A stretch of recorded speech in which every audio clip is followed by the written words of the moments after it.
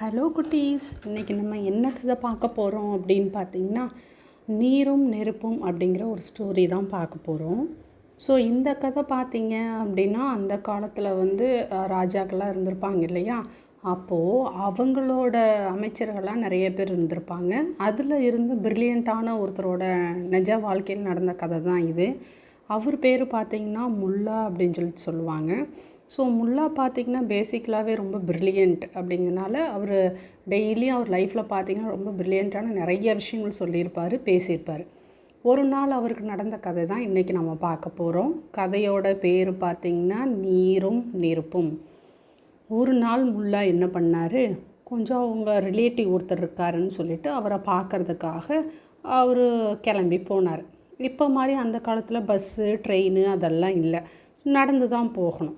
ரொம்ப தூரம் நடந்தால் தான் அவங்களோட சொந்தக்காரங்க வீடு வரும். அப்போ முல்லா என்ன பண்ணார், நடந்து போகையில் வழியில் ஒரு சத்திரம்னா இப்போ நம்ம சொல்கிறோம் இல்லையா, ஹோட்டல் லாட்ஜ் அப்படின்னு சொல்லிட்டு, அந்த மாதிரி அந்த காலத்தில் அதுக்கு பேர் சத்திரம். காசு கொடுத்தீங்க அப்படின்னா தங்கிறதுக்கு இடம் கொடுத்து அதோட சாப்பாடெல்லாம் போட்டு நல்லா கவனிச்சுக்குவாங்க. முல்லாவை பார்த்து அந்த சத்திரத்து ஓனர் என்ன நினச்சாராம்மா, அவரோட ட்ரெஸ்ஸு ரொம்ப அழுக்காக இருந்திருக்குது. ஸோ பார்த்தோன்னே என்ன முடிவு பண்ணிட்டாரு, இந்த மனுஷன் ஏதோ காசு இல்லாத மனுஷன் போல், இவர் உள்ளே எப்படி தங்க வைக்கிறது அப்படின்னு சொல்லிட்டு வெளியிலேயே திண்ணையிலேயே தங்க வச்சுட்டார். முல்லாவுக்கு நைட் ஆகிடுச்சு. முல்லாவுக்கு என்ன ஆகுது, பயங்கர தண்ணி தாகம் எடுக்குது. போய் 2-3 தடவை அந்த சத்திரத்து ஓனரை போய் கேட்டிருக்கிறாரு, ஐயா ரொம்ப தண்ணி தாகம் அடிக்குது, கொஞ்சம் தண்ணி கொடுங்க அப்படின்னு சொல்லிட்டு. ஓனர் இருந்துக்கிட்டு தண்ணி இல்லைன்னு 2-3 தடவையும் சொல்லியிருக்கிறாரு. முல்லா உட்காந்து யோசித்து பார்த்தாராமா, நமக்கு தண்ணி தாகம், இவர் என்னடானா நம்மளை மதிக்கவே மாட்டேங்கிறாரு அப்படின்னு கொஞ்ச நேரம் யோசிச்சிருக்கிறாரு. கொஞ்ச நேரம் கழித்து என்ன பண்ணியிருக்கிறாரு, ஐயோ நெருப்பு நெருப்பு நெருப்பு அப்படின்னு சொல்லி கத்திருக்கிறாரு. இவர் கத்துன சத்தத்தை கேட்டுட்டு எல்லாம் கடகடன்னு தண்ணி கொண்டு வந்தாங்களாம்மா. எங்கே நெருப்பு அப்படின்னு சொல்லி சத்திரத்து ஓனர் கேட்டிருக்காரு.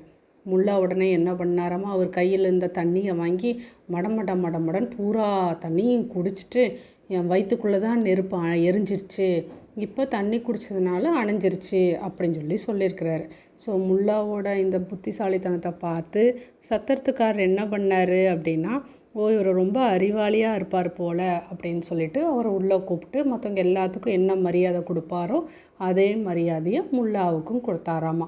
ஸோ குட்டீஸ், இந்த ஸ்டோரியிலேருந்து நம்ம என்ன தெரிஞ்சுக்கிறோம், நம்ம பிரில்லியண்ட்டாக இருந்தோம் அப்படின்னா எப்படிப்பட்ட ஒரு சுச்சுவேஷனையும் நம்மளால் சால்வ் பண்ண முடியும் அப்படிங்கிறத நம்ம இந்த கதையில் தெரிஞ்சுக்கிறோம். ஓகேவா குட்டீஸ்?